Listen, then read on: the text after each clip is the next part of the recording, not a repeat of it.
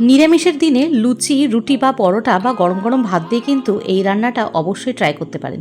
প্রথমেই তেল গরম করে দিয়ে দিলাম কিছুটা বড়িটা লাল করে ভেজে তুলে রাখলাম। সেই একই তেলের মধ্যে সাদা জিরা, তেজপাতা আর শুকনো লঙ্কা ফোড়ন দিয়ে দিলাম লাউগুলো। লাউটাকে আমি এখানে আলু ভাজার মতনই ঝিরিঝিরি করে কেটেছি। দিয়ে দিলাম পরিমাণ মতন কাঁচা লঙ্কা। এবারে 10 মিনিটের জন্য ঢেকে রাখবো। ঢেকে রাখলেই দেখবেন বেশ লাউগুলো থেকে কিছুটা জল বেরিয়েছে। আগে আমি নুন দেবো না, 10 মিনিট ঢাকার পরেই ঢাকনা তুলে কিছুটা নুন আর একটু হলুদ দিয়ে আবার কিছুটা নাড়াচাড়া করে 5 মিনিটের মতো ঢেকে রাখবো। লাউটা অনেকটাই মজে গেছে। এই সময় দিয়ে দেবো সেই ঝিরি করে কেটে রাখা কুমড়োটা দিয়ে আবার কিছুটা নাড়াচাড়া করে দিয়ে দেবো বেসিক মশলাগুলো, যেমন 1 চামচ জিরের গুঁড়ো, ধনের গুঁড়ো আর 1 চামচ লঙ্কার গুঁড়ো।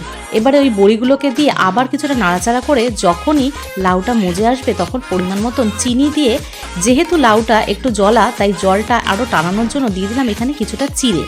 রান্নাটা কমপ্লিট হয়ে গেলে ওপর থেকে কিছুটা ধনেপাতা ছড়িয়ে দেবো। রেডি হয়ে গেলে আমার লাউ কুমড়োর তরকারি। ভিডিওটা ভালো লাগলে অবশ্যই লাইক করবেন আর কমেন্ট করবেন, আর অবশ্যই চ্যানেলটিকে সাবস্ক্রাইব করতে ভুলবেন না। টাটা।